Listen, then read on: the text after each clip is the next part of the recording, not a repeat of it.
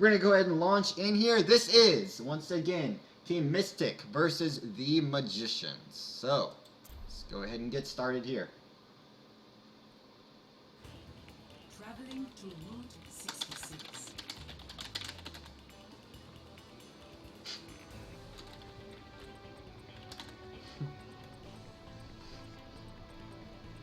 Alright, and we are in, whoa. Sorry, my equipment was being interesting. So yeah, this first point, Route 66, you're going to see a lot of open area here. I mean, like, look at all of this. Even over here, though it is kind of narrow, I mean, you see most of it is just this sprawling open area with these, like, tight-knit corridors here. So we're going to see basically how each team is going to take advantage of it. It looks like Team Mystic are the ones that are going to be defending first. As of now, it looks like Team Mystic is equipping McCree, who I know Kai is pretty well practiced in. This is one of his most played characters. And Borothor, Mr. Masaki, on this Zenyatta, which led them to their last victory in their previous match. So definitely a well-practiced character for Kai, and for Masaki, certainly a character that has been able to basically win them a previous match.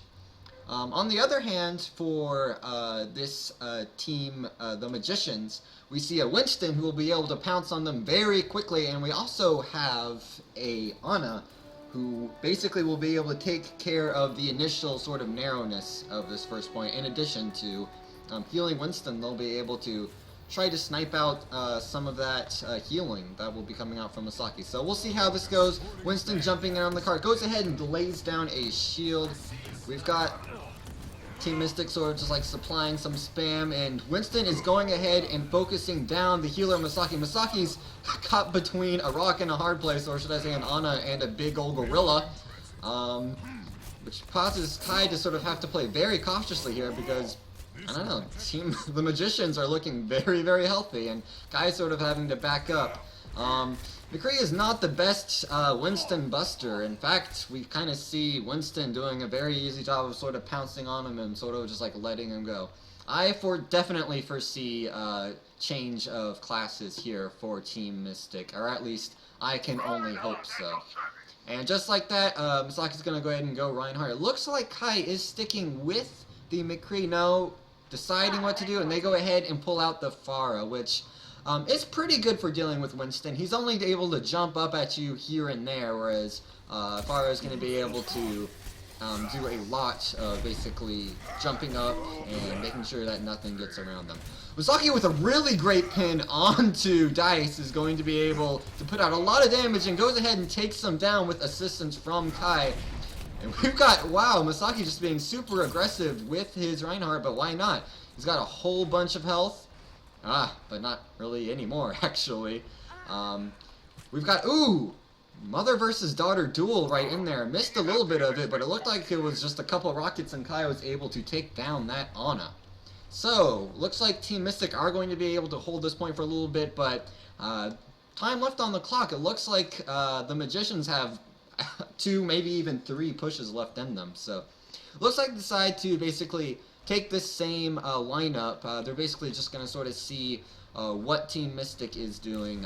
Jumps beside Masaki, and I just realized this is actually an interesting matchup between the Reinhardt and the Winston. You see, Winston's gun actually goes right through Masaki's shield, and with the ult coming out from both members of the Magicians, it seems like they would be able to take this point, just gang up on Kai and sort of just take it down. Kai's doing a decent job of trying to keep his distance, but gets caught on the rock, and Yon is able to snipe him out with assistance from this chili guy here. Look at him. Look at him. Alright, so moving on to the second point. A pretty good push so far by the Magicians. They're doing a pretty good job of just sort of securing their point here. It looks like Team Mystic is keeping this lineup, which I'm a little bit concerned about. I guess they think that, you know, they have ult advantage now, which is, you know, a reasonable thing to assume. I'm not sure how much Kai has played Pharah. It seems like he's hitting some shots, but he's not really getting in there the way we're going to need him to. Looks like we've got a tank-on-tank duel. However, this tank-on-tank duel is with assistance from Slimephobic over here, who actually switched to Zenyatta, which seems to not work out in their favor. They were able to take down Pharah though, and both tanks are extremely low, and just barely Masaki is able to take that monkey out. This is going to give Team Mystic a little bit of breathing room. They'll be able to think a little bit about what they want, but I sort of doubt we're going to see changes since both of their ult charges are at full. We do have yet another switch up for these guys, which is going to put them at a severe ult disadvantage, especially when these guys are at full.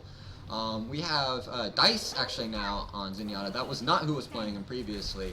And we also had Slimephobic on D.Va. So we still have sort of a tank versus a smaller character matchup, and they're just able to tear through. Dice just like shredding them with these Discord orbs, and I mean, as long as D.Va is able to basically tank that damage with the Harmony Orb on her, she's able to do that. That's a very good push from the Magicians. The Magicians, in my opinion, are doing a slightly better job of sort of organizing basically who they're going to play here. We even saw them just like in mid-spawn change, switching up characters on these guys. However, we do have Kai on Reaper. However, they're just able to very quickly go down. This Zenyatta is doing a ton of work right now. They just do not have an answer for this. I kind of would have liked to see maybe Masaki play a little bit more defensively with that shield, sort of counter that massive damage that's coming out of this Zenyatta with his orb, with D.Va to help him out. D.Va just wants, you know, spread her hearts everywhere. And that's fine. But Dice, on the other hand, is just sort of shredding through them right now with help of his tanks, so I would like to see, oh, well, we've got a new lineup here. Kai's playing a very cheeky Bastion game, coming over on this sort of platform over here. We're going to see if he is able to do enough damage, enough surprise damage on these guys. However, with D.Va able to block that damage, they're basically able to come through. Dice gets his Harmony off, which basically is going to mean they're going to be able to push this pretty far. I think Team Mystic are only going to have a slight chance to actually answer to this. This is a pretty good combo here. We have D.Va's shields and her love able to basically push through, and without any sort of shield or blocking or answer to that, we're not really seeing, I don't know, Team Mystic really able to say anything to these guys. The ult does go off, causing Bastion to move around a little bit. We have Kai almost at his ult, however, that's not going to matter too much if no one's on the cart, and the Magicians are just basically able to push this in. That was a very convincing round from the Magicians, in my opinion. They basically just switched classes when they needed to. They always had that answer basically to whatever Team Mystic was going for. Team Mystic seemed a little bit more, I don't know, stubborn with their class choices. I don't want to say that because they did switch it up. It just seemed like it wasn't really the right characters that they were choosing. In addition to basically, I mean, I just have to hand it to Dice here. He just really shredded through those guys in this case, which is unfortunate. But we are going to see basically if the Magicians can defend as well as they can attack.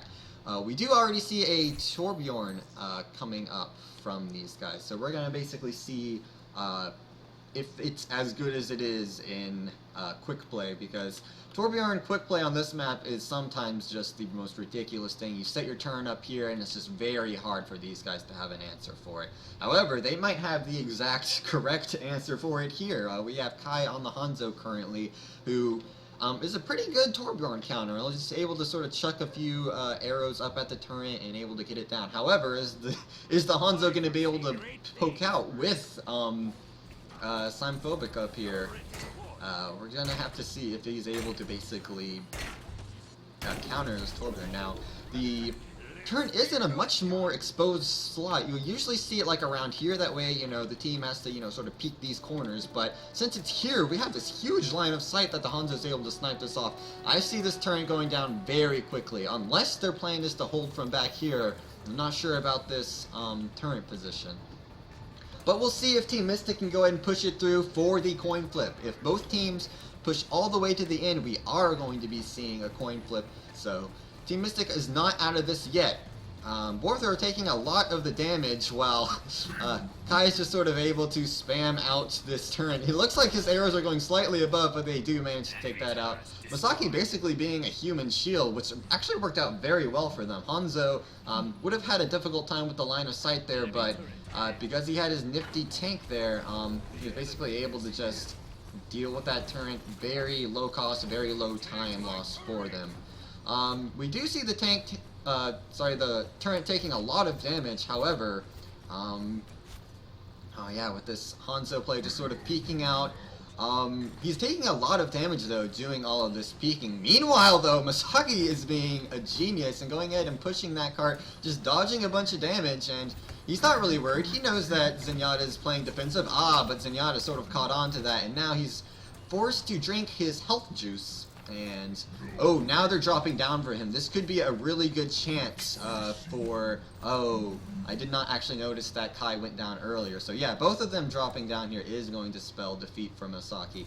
We're going to have to see how they answer to this. We do see Kai with 80% ult rate. However, we're sort of forced to ask ourselves, is it worth it? Should Masaki... Oh, Masaki goes ahead and does give up his ult percentage in order to switch to something else. And we have Kai switching as well. I really like this decision on the Soldier. Soldier is another very good Torbjorn counter. Sort of able to do a lot more peeking, a lot more reliably too, because he's going to be able to not only heal himself, but also have these Zen heals. Oh, but the spam coming out from these guys, they knew exactly where they were coming from. Team Mystic did not get that high ground there, and basically, this Zenyatta is just supplying all this unexpected damage that, as of now, Team Mystic just does not have an answer to. I'm going to go ahead and give you guys a perspective of basically what the Magicians are looking at here, because there is a couple of places that they can pop out from, but it's all very low ground positions. We have the Zen here. Yeah, they've got that covered. However, now that they both dropped down, we have Team Mystic up here. However, the Molten Core basically, I don't know, lets them have an excuse for, you know, getting juked there. In fact, it doesn't even really seem like they got juked because of how great that Molten Core was at shutting this Team Mystic down. I am very scared for Team Mystic here, but with how promising Dice and Symphobic have both been playing here, it's just very difficult for us to basically have a whole lot of hope for Team Mystic. We do have Masaki doing a very good job of spamming that turret down. However, Kai's little cheeky ring around the rosy with the cart here does not last too long. They're only able to basically make these very limited gains here, which is unfortunate because now this pins Masaki against Symphobic, who had way more health plus armor from the Torbjorn engaging that fight, and they're just not able to do much on this.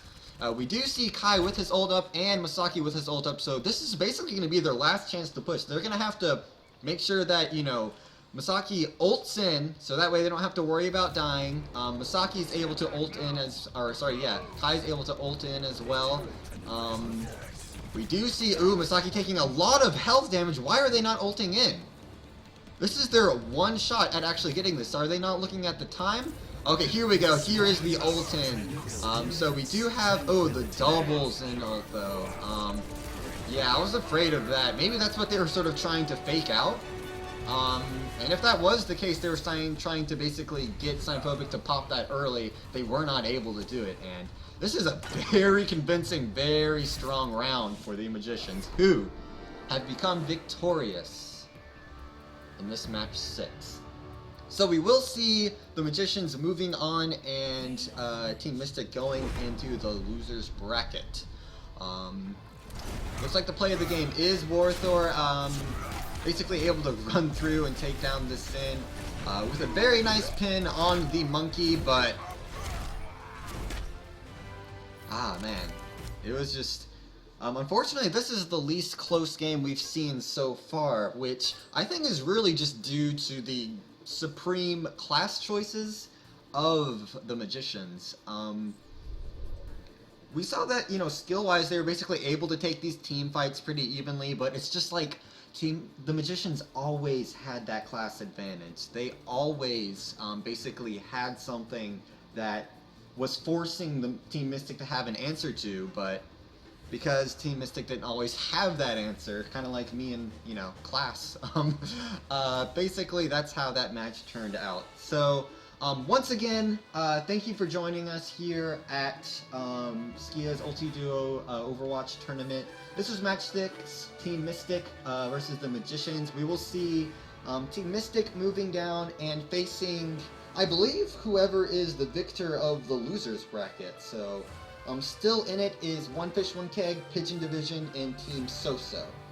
We should see Team So-So and Pigeon Division able to go basically at any point now. I actually believe that this takes the Magicians to the finals, if I am not mistaken. But basically, that's basically how it goes. Kai was talking to us earlier, actually, and I heard him mention that basically his strength is on King of the Hill maps, and I'm not sure if the Magicians saw that and was basically able to play off of Kai's skill sets, but unfortunately not as close of a game as we would have liked, but definitely a very well-played game by the Magicians. We did see plenty of moments. We saw Masaki got play of the game. We had Kai, doing his regular deathmatch work, pulling out the Pharah, which I didn't know he could pull off, but yeah, the Magicians just were the dominant team here. So thank you once again for joining us for this section of the Overwatch tournament.